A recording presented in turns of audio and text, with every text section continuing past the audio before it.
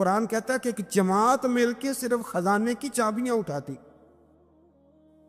یعنی یہ معاذ اللہ کوئی گپ نہیں، یہ قرآن مجید نے بیان فرمایا کہ ایک جماعت مل کے صرف خزانے کی. تو حضرت سیدنا موسیٰ علیہ السلام نے کہا زکوٰۃ دو.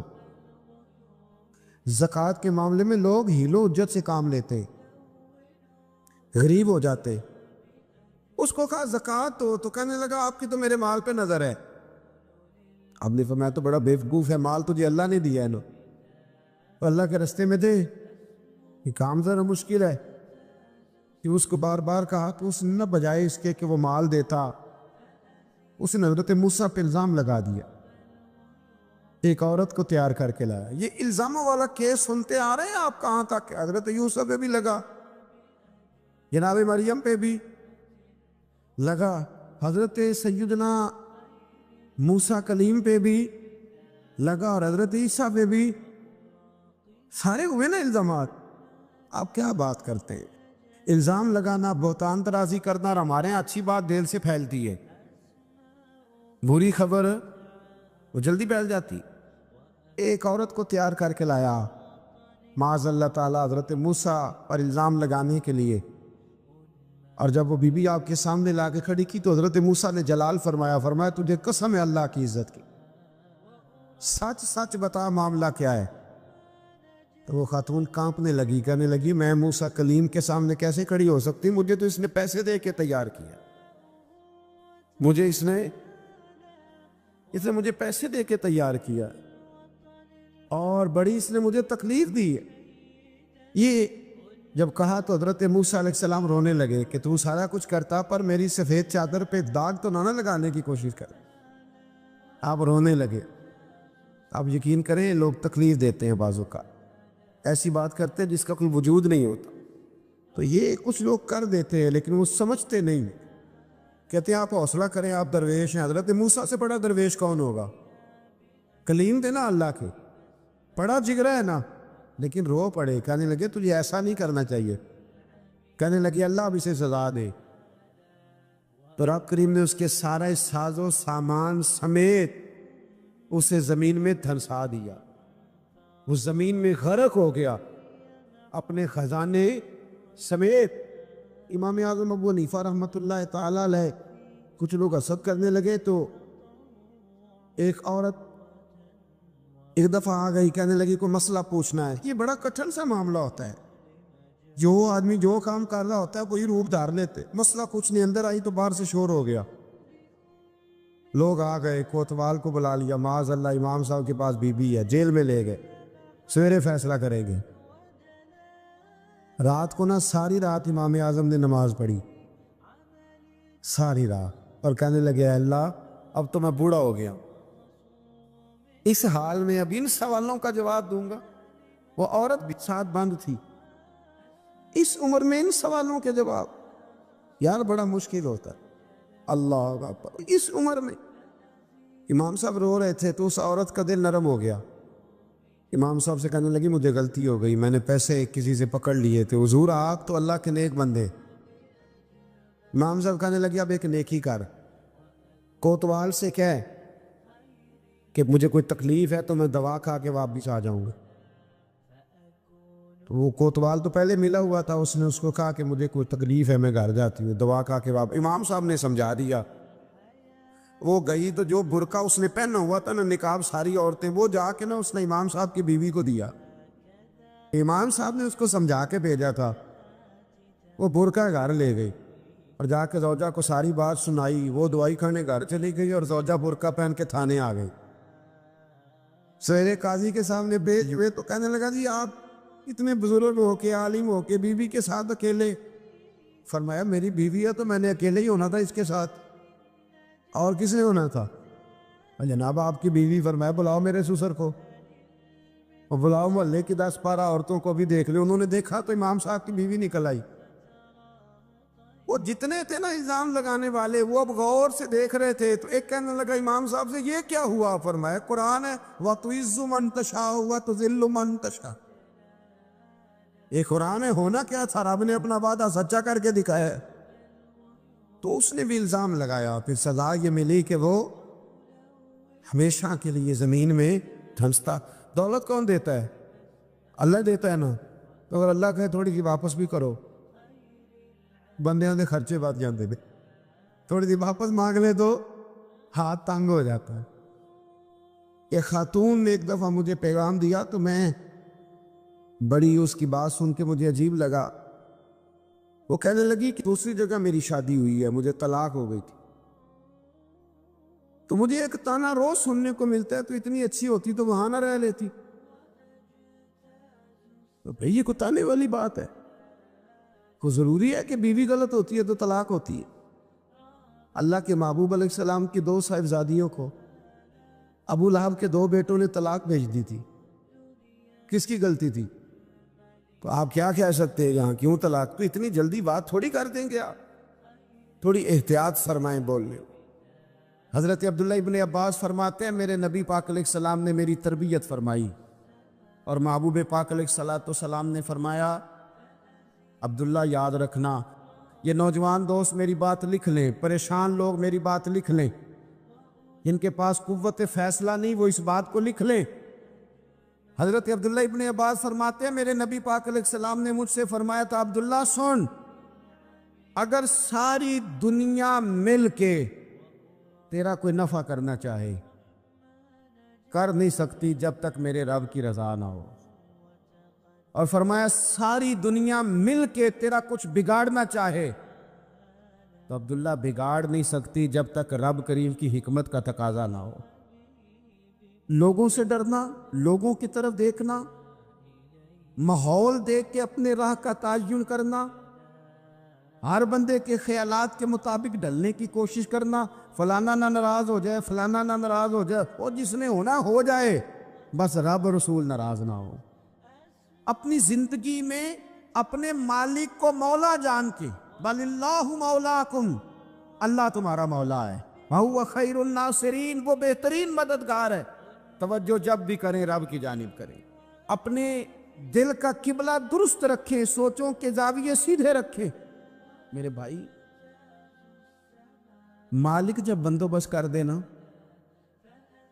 جب مالک بندوبست کر دے پھر ایسا بندوبست کرتا ہے کہ لوگوں کے پاس نا چارہ نہیں رہتا۔ حضرت مریم رضی اللہ تعالی عنہا پاک باز تھی، مسجد میں رہی تھی، پر مالک کی حکمت کے تقاضے بڑے عجیب ہے نا۔ پھر جناب مریم کو اللہ تعالیٰ نے بغیر شوہر کے اولاد عطا کر دی۔ یہ بات ہی ایسی تھی، کسی نے کہا تھا کہ مخلوق تو فنکار ہے اس درجہ کے پل بھر میں سنگے در کعبہ سے بھی اصنام تراشے، تم کون ہو کیا چیز ہے داغے کبابی، لوگوں نے تو مریم پہ بھی الزام تراشے۔ تو لوگوں نے کہا کدھر سے لے آئی بچہ، تیرا باپ تو ایسا نہیں تھا، کہاں سے لے آئی؟ اللہ کرے میں آپ کو سمجھا سکوں، ذرا اپنے آپ کو وہاں کھڑا کریں کہ ایک پاک باز عورت، پاک باپ کی بیٹی، طیب ماں کی بیٹی، اور اللہ کے گھر میں پرورش پانے والی خاتون، ایک وہ وقت اور ایک یہ وقت کہ اس عورت کو کٹہرے میں کھڑا کر کے پوچھا جا رہا ہے کہ معاذ اللہ تیری گود میں بچہ جائز نہیں ہے، کہاں سے لائی ہے؟ اب خود سے صفائیاں بندہ کتنی کو دے، کتنی کو وضاحتیں کرے۔ اور میں نے تو اپنی زندگی میں دیکھا ہے زیادہ وضاحت دینے والے کو بھی لوگ جھوٹا سمجھنے لگ جاتے ہیں، زیادہ وضاحت دینے پر بھی لوگ کمزوری کا اظہار سمجھتے ہیں کہ کمزور پڑ گئے۔ آپ صلح کی کوشش کرتے ہیں، سامنے والا بزدل سمجھ لیتا ہے، زیادہ وضاحتیں بھی کمزور کر دیتی ہیں۔ اب حضرت مریم کو کٹہرے میں کھڑا کر کے کہا بچہ کس کا ہے؟ تو پھر خدا بندوبست جب کرے، اللہ جب مددگار ہو، تو پھر حضرت مریم کی گواہی درختوں سے نہیں دلوائی، اس نے پتوں سے نہیں دلوائی، پھر فرشتے نہیں بھیجے۔ حضرت مریم کہنے لگی مجھ سے نہ پوچھو، وہ جو پنگوڑے میں ہے اسی سے پوچھ لو، ان سے پوچھو نا، وہ کون ہے پوچھ لو، ان سے کر لو سوال۔ انہوں نے کہا پنگوڑے میں چند دنوں کا بچہ یہ جواب دے گا؟ مددگار تھا رب، ان کی برات کا اعلان کرنا تھا مالک نے، اور جب مالک اعلان کر دے، جب مالک تیری صفائی دینا چاہے، جب مالک تجھے دنیا کے سامنے نکھارنا چاہے، تو پنگوڑے میں لیٹے حضرت عیسیٰ بول کے کہنے لگے انی عبداللہ آتانی الکتاب، فرمایا میں اللہ کا بندہ ہوں، رب نے مجھے کتاب عطا کر کے نبی بنا کے دنیا میں بھیجا ہے، میں اللہ کا بندہ ہوں، کتاب لے کے آیا ہوں، نبی بن کے آیا ہوں۔ پھر پنگوڑے سے اعلان ہو گیا، پھر بچہ بول پڑا، اور یہ ایک دفعہ نہیں بات ہوئی۔ یہ بنی اسرائیل میں ایک جریج نام کے شخص بھی تھے جو نماز پڑھ رہے تھے، بعض نے لکھا ہے نفل نماز تھی، اماں نے پکارا تو آئے نہیں، تو ماں کے منہ سے نکل گیا تو اتنی دیر تک مرے گا نہیں جب تک کسی بے حیا عورت کا منہ نہ دیکھ لے۔ تو وہ عبادت گزار تھے، لیکن لوگوں نے ان کی عبادت، ریاضت، پرہیزگاری کو نہیں دیکھا، بس ایک عورت کو بھیج کے الزام لگوا دیا۔ وہ عورت آیا جایا کرتی تھی، اب آ جاتی ہیں عورتیں، مسئلہ پوچھنے کی نیت سے بھی آ جاتی ہیں۔ ماحول میں کچھ جگہ ایسی بھی ہیں جہاں عورتیں دم کرانے کے بہانے آ جاتی ہیں۔ وہ خاتون آتی جاتی تھی اس خانقاہ پہ، آستانے پہ، یہ بخاری میں موجود ہے، پھر اس نے کہا میری گود میں جو بچہ ہے یہ انہی کا ہے۔ مجھے بتائیں کیسے بندہ وضاحت دے؟ حالات خراب ہو گئے، لوگ کٹیا جلانے لگے، ماحول اور طرح کا بن گیا۔ میرے نبی پاک علیہ الصلوۃ والسلام فرماتے ہیں پھر اس رب کے بندے نے کہا مالک تو کریم ہے، تیری مشیت کا تقاضا آیا جو میری ماں نے جملے بولے تھے، پر اب میں وضاحت دینے کے قابل نہیں رہا، اب تو ہی کرم کرے گا تو دروازہ کھلے گا۔ تو وہ چند دنوں کا بچہ پنگوڑے میں بول کے کہنے لگا میں اس درویش کا نہیں، میں تو فلانے چرواہے کا بچہ ہوں، وہ جو بکریاں چراتا ہے۔ رب کی مدد کو پکاریں، اپنے ساتھ اپنے مالک کی مدد کو شامل کریں، تھوڑے رزق پر بھی گزارا اچھا ہونے لگ جائے گا۔ سارے لوگ آپ کو گرانے کی تدبیریں کر رہے ہوں گے اور مالک آپ کو عزتیں عطا فرما دے گا، اس کی بارگاہ سے حکمت کا تقاضا اور ہو جائے گا۔ ہم نے ساری زندگی لوگوں کو راضی کرنے میں گزار دی، ساری زندگی بڑھاپا آ گیا بچوں کو پالتے، اور بچوں نے آخری عمر میں کہہ دیا ابا اگر کوئی ڈھب کا کام کر لیتے تو آج ہمارے دن بھی پھر نہ جاتے۔ ساری زندگی گزار دی بہن بھائیوں کو راضی کرنے میں، ساری زندگی گزار دی ذمہ داریاں اٹھانے میں، ان کو 99 دفعہ دیا، ایک دفعہ نہیں دیا تو انہوں نے کہہ دیا تو نے تو کبھی دیا ہی نہیں، تو تھا ہی نہیں۔ ساری زندگی محلے داروں، علاقے والوں کو راضی کرنے میں گزار دی۔ اور میں نے ایسے لوگ بھی دیکھے دین کے لیے وقت گزارا، لیکن جب بڑھاپے میں دانت کام نہ کرتے تھے تو وقت کے مفتیوں کو بھی مسجدوں کی کمیٹیوں نے کہہ دیا اب آپ کی سمجھ نہیں آتی، ہم نے خطیب کو یور رکھنا ہے، نہ دیکھو دنیا کی طرف، دنیا رلا دیتی ہے، نہ راضی کرو بندوں کو، بندے تھکا دیتے ہیں، نہ پیچھے بھاگو ہر وقت دنیا داروں کے، یہ انسان کو کمزور کر دیتے ہیں۔ وہ تو کریم ہی بڑا ہے، 2 آنسو زمین پر بعد میں گرتے ہیں، بندے کے گناہ سارے پہلے معاف فرما دیتا ہے۔ اللہ کی مدد کا حصول، اپنے مالک کی مدد کی طرف بڑھنا، آپ کو بدر کی جنگ بھی یہی درس دے گی، آپ کو احد کا میدان بھی یہی سبق دے گا، فتح مکہ بھی یہی سبق دے گا۔ میرے دوستو، جب رب مدد فرمائے، جب اللہ مددگار بنے، دوستوں سے ایک بات اکثر کرتا ہوں، میں کہتا ہوں کہ جتنے درد سے آپ امیر کو اپنی کہانی سناتے ہیں نا، اور جس طرح آپ کے آنسو بات کرنے سے پہلے گر جاتے ہیں کہ غریب ہیں، بچیاں ہیں، کاروبار نہیں، او میرے سنگیو، اس سے آدھے آنسو اپنے رب کی بارگاہ میں بکھیرو، اس کے حضور عرض گزار ہو جاؤ، اس سے طلب کرو۔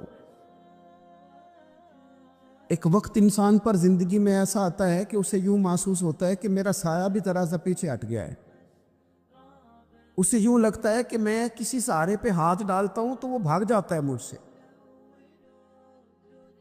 لیکن مالک کی بارگاہ ایسی عظیم بارگاہ ہے، رب رسول کے آستانے اتنے بڑے ہیں کہ آپ جب وہاں کشکول طلب دراز کرتے ہیں تو جھولی پھیلانے میں دیر لگتی ہے، ان کو بھرنے میں تو کوئی دیر نہیں لگتی۔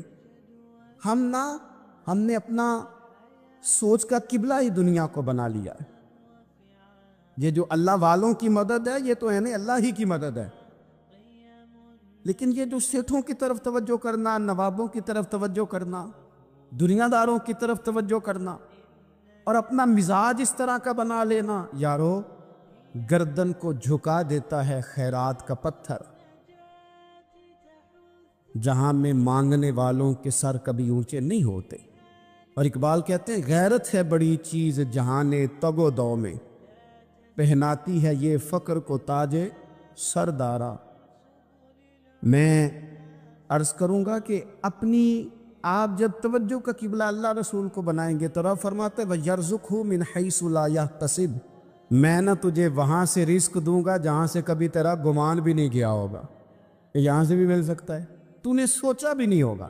بخاری شریف میں حدیث ہے، حضرت جابر ابن عبداللہ فرماتے ہیں نبی پاک صلی اللہ علیہ وسلم نے 300 لوگوں کا ایک لشکر روانہ کیا کسی مہم کے لیے، کسی جہاد کے لیے۔ حضرت ابو عبیدہ بن جراح رضی اللہ تعالیٰ عنہ امیر لشکر تھے۔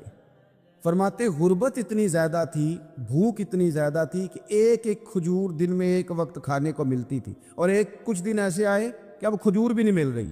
فرماتے اتنی زیادہ بھوک لگی مجاہدین کو 300 بندہ پتے کھا کے گزارا ہونے لگے، یہ بخاری میں موجود ہے۔ آپ فرماتے کہ دریا کے کنارے ہمارا پڑاؤ تھا، ٹھہراؤ تھا، جب بھوک سے نڈھال ہو گئے نا وَيَرْزُقْهُ مِنْ حَيْثُ لَا يَحْتَسِبُ، اللہ وہاں سے روزی دیتا ہے، گمان بھی نہیں ہوتا۔ فرماتے ہیں ایک مچھلی اللہ تعالیٰ نے دریا کے کنارے بھیجی، فرماتے ہیں وہ تھی تو مچھلی پر پہاڑ جتنی تھی۔ بخاری میں لفظ ہیں، حضرت جابر ابن عبداللہ رضی اللہ تعالیٰ عنہ فرماتے ہیں 300 آدمی 18 دن تک اس مچھلی کو کھاتے رہے، مچھلی ختم ہی نہیں ہوئی۔ مچھلیاں نہیں، مچھلی کہتے ہیں 18 دن 300 بندہ کھاتا رہا، مچھلی ختم ہی نہیں ہوئی۔ اور فرماتے ہیں کہ اس کی ہڈی نکال کے، کانٹا کہیں گے آپ اپنی زبان میں، کہتے ہیں وہ نکال کے نا تو اس کو کھڑا کیا نا جب، تو اونٹ کجاوے سمیت اس کے بیچ سے گزر جاتا تھا، 2 اس کے کانٹے جوڑے۔ فرماتے ہیں وہ اس کا گوشت ہم کھاتے تھے اور اس کی چربی بطور تیل کے ہم جسموں پہ ملتے تھے، بیماروں کو اس سے سکون آتا تھا، تندرستی شفا ہوتی۔ فرماتے ہیں ہم کھایا بھی ہم نے، اور کچھ لے کے ہم مدینے بھی گئے، اور قربان جائیں نبی پاک نے بھی اس میں سے کھایا۔ ہم نے عرض کی حضور یہ معمہ کیا ہے، یہ ماجرا کیا ہے؟ تو محبوب نے فرمایا تمہارے پاس غذا نہیں تھی، رب نے تمہارے لیے بندوبست کیا ہے، اللہ نے تمہیں دیا ہے۔ مکان شروع کر لیا، ایک صاحب نے مکان بنانے لگے، آپ وہ حساب لگا رہے ہیں، کہتے ہیں میرے پاس اتنے پیسے ہیں، اتنے میں نے فلانے دوست سے کہنا ہے اس نے دے دینے، اتنے فلانے رشتہ دار سے کہنا ہے اس نے دے دینے، اتنے فلانے سے کہنا ہے اس نے دے دینے۔ یہ ساری کاپی بنا کے مکان شروع کر لیا۔ جو روز کہتا تھا نا کوئی حکم ہو جاتے 10 سب سے پہلے اس کو کہا میاں پیسے چاہیے دین، وہ کہندا ہو کل ہی منڈا ٹوریا ہے، کہدے تو پرسوں 10 داتے لب جانے سن۔ میں آپ کو اپنے تجربے کی بات بتا رہا ہوں۔ یہ لوگوں کا خیال ہوتا ہے نا کہ آپ سٹارٹ کریں فلانا کام، ہم آپ کے ساتھ ہیں، اللہ کا ہی کوئی نظام ہے، وہ بالکل بھی نہیں ساتھ ہوتے۔ لیکن ایسا نہیں ہے کہ کوئی ساتھ نہیں ہوتا، اللہ تعالیٰ بڑے اسباب پیدا کرتا ہے، وہاں سے دیتا ہے جہاں سے گمان بھی۔ ہمارا یہ ذہن بن جاتا ہے ہم ساری اپنے حساب سے چلتے، اتنے رشتہ داروں سے، اتنے کون آپ کے ساتھ چلے گا، سوال ہی نہیں پیدا ہوتا۔ یہ سارے کام چھوڑ کے سب سے پہلے 2 رکعتیں پڑھو، اپنے رب کی بارگاہ میں، رسول کائنات کی بارگاہ میں گزارشات اور استغاثے پیش کرو، وہاں سے خیر طلب کرو۔ دنیا دار کیا دیں گے، کیا دے سکتے ہیں، کیا حیثیت ہوتی ہے کسی؟ اللہ کہتا ہے وہاں سے دوں گا، تو جو اللہ مال دے وہ لینا چاہیے کہ رشتہ داروں کا مال دیکھنا چاہیے؟ جو اللہ دے وہ لینا چاہیے کہ سیٹھوں نوابوں کی جیبیں دیکھنی چاہیے؟ جو اللہ دے وہ قبول کرنا چاہیے یا دیکھنا چاہیے کون سا آدمی کہاں پہنچ گیا؟ چھوڑو، اپنی مٹی پہ چلنے کا سلیقہ سیکھو۔ کسی کے سنگ مرمر پہ چلو گے تو پھسل جاؤ گے۔ مدد اللہ سے چاہیں، اپنی توجہات کا مرکز رب رسول کی ذات پر بنائیں، پھر آپ محسوس کریں گے کہ بڑی جلدی اللہ تعالیٰ کی مدد آنے لگی ہے۔ کبھی آپ صرف کہہ دیں نا میرا رب میرے ساتھ ہے، اس لفظ میں اتنی طاقت ہے کہ دشمن ویسے زہر ہو جاتا ہے۔ زندگی میں کسی سے بھی لڑائی ہو، اچھی طرح سوچ لیں کہ اللہ اس طرف ہے یا اس طرف ہے۔ اگر آپ زیادتی پہ ہیں تو پھر رب مظلوم کی جانب ہے. اگر اللہ کی مدد آپ کے ساتھ ہے تو دنیا کی کوئی طاقت آپ کو گرا نہیں سکتی. اور اگر آپ مظلوم کے مقابلے میں ظالم بن کے آپ کھڑے ہو گئے ہیں اور آپ نے رویہ وہ اختیار کیا ہے کہ جس میں مدد نہیں آئے گی، تو پھر یاد رکھ لیں کہ آپ کوئی بھی ہیں، کہاں بھی ہیں، آپ کمزور ہیں. طاقتور تھے ابتدائے اسلام میں، ظاہری طاقت تھی کفار مکہ کے پاس، وہ ڈنڈوں سے مارتے تھے غریبوں کو، ان کے ہاتھوں میں ڈنڈے تھے، پر خدائی طاقت ان مظلوموں کے ساتھ تھی. صاحب زرقانی نے لکھا ہے، حضرت زنیرہ رضی اللہ تعالیٰ عنہ ایک لونڈی ہیں، غریب ہیں، ماڑے دا کی کام محمد نس جانا یا رونا، غریب سادی بی بی اور لونڈی کنیزہ، ایک مشرک کی کنیزہ تھی، انہوں نے کلمہ پڑھ لیا، وہ ڈنڈوں سے مارتا، دروں سے مارتا، تکلیف دیتا. حضرت زنیرہ رضی اللہ تعالیٰ عنہ کو اتنا مارا، اتنا مارا. اب آپ ایک اور پہلو پر بھی غور کریں، مار بھی پڑ رہی ہے پر خدا ادھر ہی ہے، اللہ کی مدد ادھر ہی ہے. رب کہتا ہے کہ پہلے تو صبر کرنا، ان اللہ مع الصابرین، تو صبر کرے گا تو پھر رب کی معیت ملے گی. ذرا ٹھہرنا، تو تھوڑا ڈٹنا. ان الذین قالوا ربنا اللہ ثم استقاموا تتنزل علیہم الملائکہ، تو کہے اللہ میرا رب ہے، پھر تو پہلے ڈٹ، پہلے تو نے ڈٹنا ہے. ثم استقاموا، جو ڈٹ گیا، تتنزل علیہم الملائکہ، ڈٹنے والے کے لیے مدد آتی. پہلے تھوڑا ٹھہرنا پڑتا ہے، پہلے تھوڑا صبر کرنا پڑتا ہے، حوصلہ کرنا پڑتا، اس کے بعد مدد آتی. مار پڑ رہی ہے، مارا جا رہا ہے. حضرت زنیرہ کو ان کا مالک جو ہے ظاہری آقا وہ مار رہا ہے، یہ کنیزہ ہے، اتنا مارا، اتنا مارا، ان کی بینائی چلی گئی، نظر آنا بند ہو گیا. ابو جہل آیا اور کہنے لگا زنیرہ دیکھا نا ہمارے بت تیری آنکھیں لے گئے، معاذ اللہ، لات و منات ہمارے بتوں نے تجھے اندھا کر دیا. اب ایسا نہیں ہے کہ بی بی روتی جا رہی ہے، روتی جا رہی ہے، مایوسی مایوسی، معاذ اللہ، پریشانی، غریبی بڑی ہے، پوچھنے والا کوئی نہیں، یہ باتیں نہیں. کیا جملے ہیں خاتون کے، کیا لفظ ہیں. ابو جال نے تنزیہ کہا، معاذ اللہ، کہنے لگا دیکھا نا ہمارے بتوں نے تجھے اندھا کر دیا. تو جناب زنیرہ آنکھوں کی بینائی گئی ہے، رات کو گئی ہے، دکھ ابھی تازہ ہے، لیکن اللہ پہ جو توکل ہے، اپنے مالک سے جو رشتہ ہے، وہ اتنا مضبوط ہے، اتنا طاقتور ہے، اس میں اتنی گہرائی ہے کہ حضرت زنیرہ بول کے نا اتنی قوت سے بولی، اتنی طاقت سے بولی کہ پورے کفر پر لرزہ طاری ہو گیا. فرمانے لگی تمہارے بتوں کی کیا اوقات ہے کہ میری بینائی لے جائیں، یہ میری رب کی حکمت کا تقاضا ہے. جب تک اس نے چاہا زنیرہ دیکھتی رہی، اور جب اس نے چاہا زنیرہ کی آنکھوں کی بینائی چلی گئی، اور اگر وہ چاہے گا نا تو بینائی واپس بھی کر دے گا. اگر ہو ذوق یقین پیدا تو کٹ جاتی ہیں زنجیریں، اگر وہ چاہے گا تو بینائی آ بھی جائے گی.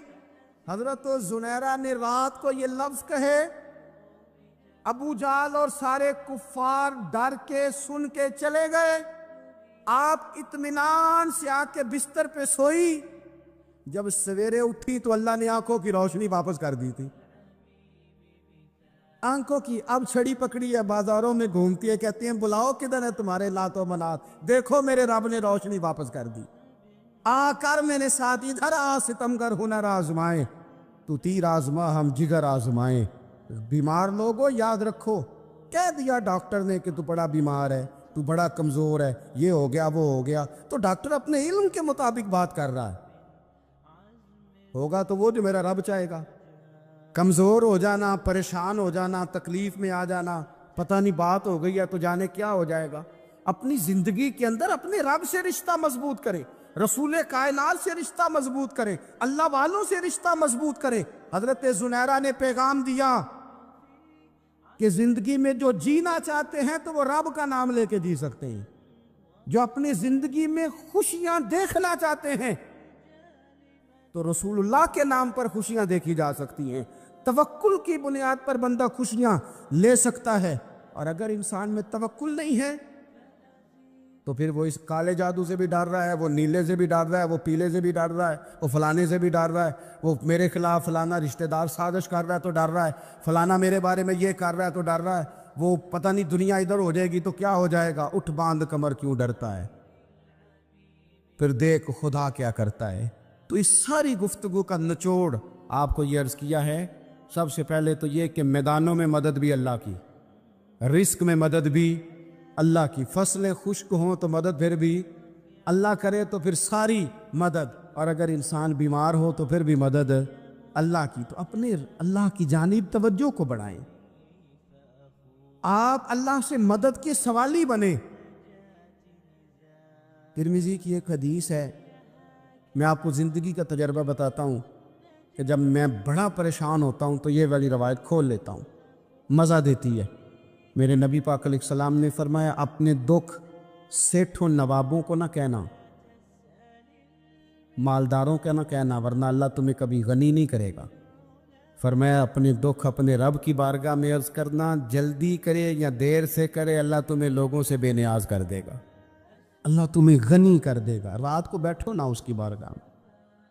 امام غزالی سے کسی نے پوچھا تھا، امام غزالی سے، کہ حضور اللہ کا بندے سے راضی ہونا کمال ہے یا بندے کا اللہ سے راضی ہونا کمال ہے؟ تو امام غزالی مسکرائے، فرمانے لگے رب تو بڑا ہی مہربان ہے، وہ تو بڑی جلدی راضی ہو جاتا ہے، وہ تو مسجد میں آ کے توبہ کرے تو اللہ راضی، کسی یتیم کے سر پہ ہاتھ پھیرو تو اللہ راضی، وہ تو کسی اندھے کو رستہ دکھایا تو اللہ راضی ہو گیا، وہ تو طوائف نے کتے کو پانی پلایا تو اللہ۔ امام صاحب فرمانے لگے یہ بندہ ہے جو اللہ سے راضی نہیں ہوتا، جس کے پاس اولاد نہیں وہ کہتا ہے چلو ایک بیٹی مل جائے تو میں راضی ہوں، بیٹی مل گئی تو کہتا اب ایک بیٹا بھی ملے تو پھر راضی ہوں، پھر کہتا ہے یہ دونوں اچھی تعلیم حاصل کر لے تو پھر میں راضی ہوں، پھر کہتا ہے یہ بہت زیادہ پیسے کمائے تو پھر میں راضی ہوں۔ بہرحال راضی ہوتا، لیکن جو راضی ہو جاتا ہے نا، اللہ اکبر، جو اللہ سے راضی سکھی بڑا رہتا ہے، سکون میں بڑا رہتا ہے، مطمئن بڑا رہتا ہے، جو سمجھ لیتا ہے نا کہ جو میرے رب نے بہتر سمجھا وہ میرے اللہ نے مجھے۔ میں کبھی کبھی سوچتا ہوں کہ یار حضرت بلال حبشی نے کوئی عہدہ نہیں مانگا ساری زندگی، انہوں نے نہیں کہا مجھے بھی ایک صوبے کا گورنر بناؤ میری بھی خدمات ہے، مجھے بھی وزیر خزانہ بناؤ میرا بھی کچھ بنتا ہے۔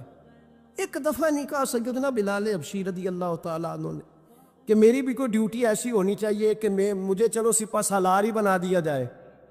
ساری زندگی مسجد میں جھاڑو دیا تو اسی پہ راضی رہے، ساری زندگی محبوب کے مہمانوں کا لنگر پکایا تو اسی پہ راضی رہے، ساری زندگی میرے محبوب علیہ السلام کے بچوں کی نوکری کی تو اسی پہ راضی رہے، راضی بالرضا رہے۔ حضرت سیدنا موسیٰ علیہ السلام نے عرض کی کوہ طور پہ جا کے، مولا میری قوم پوچھتی ہے کہ کوئی ایسا کام بتا جو ہم کریں تو ہم سے راضی ہو جائے۔ حضرت موسیٰ کی قوم کا خیال تھا کہ تہجد کا حکم آئے گا تو پڑھیں گے، صدقات کا حکم آئے گا تو دیں گے، جہاد کی بات ہوگی تو کریں گے۔ کچھ جو نیک لوگ تھے ان میں سے انہوں نے یہ پیغام دیا کہ مالک ہمیں بتائے کہ وہ کس کام پہ راضی ہوتا ہے، ہم وہ کام کریں تاکہ اللہ ہم سے راضی ہو جائے۔ حضرت موسیٰ کلیم کہتے میں نے عرض کی مولا میری قوم پوچھتی ہے کہ کون سا ایسا کام کریں کہ تو راضی ہو جائے، تو رب کریم نے ارشاد فرمایا موسیٰ کہتے میرا خیال تھا کوئی لسٹ ملے گی، لیکن مالک نے ایک جملہ کہا، ایک جملہ، اور تفسیروں کے دریاب آ دیے۔ عرش کے مالک نے فرمایا موسیٰ ان سے کہو جا کے کہ وہ مجھ سے راضی ہو جائے، میں ان سے راضی ہو جاؤں گا، مجھ سے راضی ہو جائے۔ بندے اللہ سے راضی ہی نہیں راضی ہوتے، اللہ کی رضا پہ راضی رہیں، مالک کے فیصلوں میں اپنے دل میں کوئی بوجھ محسوس نہ کریں، اپنی زندگی اللہ کے فیصلوں دیکھیں نا، جو ماں باپ اللہ نے بڑے اچھے سمجھے وہ ہمارے لیے پسند کی، وہ اللہ نے ہمارے لیے جو اس نے ہمارے حق میں بڑے، جو بہن بھائی اللہ کرے آپ کو سمجھ آئے، جو بہن بھائی اس نے ہمارے حق میں بڑے اچھے سمجھے وہی بہن بھائی اس نے ہمیں عطا کیے، جس بیوی کو اس نے ہمارے گھر کے گلشن میں بہتر سمجھا اس کو لا کے اس نے ہمارے آنگن میں بٹھایا، اور جو اولاد اس نے ہمارے لیے باعث افتخار سمجھی وہ اولاد اس نے ہمیں عطا فرمائی۔ حضرت نوح علیہ السلام کا بیٹا کافر ہو گیا، پر کسی جگہ انہوں نے شکوہ نہیں کیا کہ مالک یہ کافر کیوں ہوا. اللہ کے قبضے میں ہے نا دل، پھیر سکتے ہیں نا، مقلب القلوب ہے. لیکن حضرت نوح نے دعا اللہ کی رضا پر راضی رہے. سمجھو کہ میرے حق میں جو بہتر تھا مالک نے وہ چیز مجھے عطا کر دی. ہم کے سوچتے ہی نہیں کہ ہمیں نہیں پتا ہمارے حق میں بہتر کیا ہے، ہمارے رب کو پتا ہے.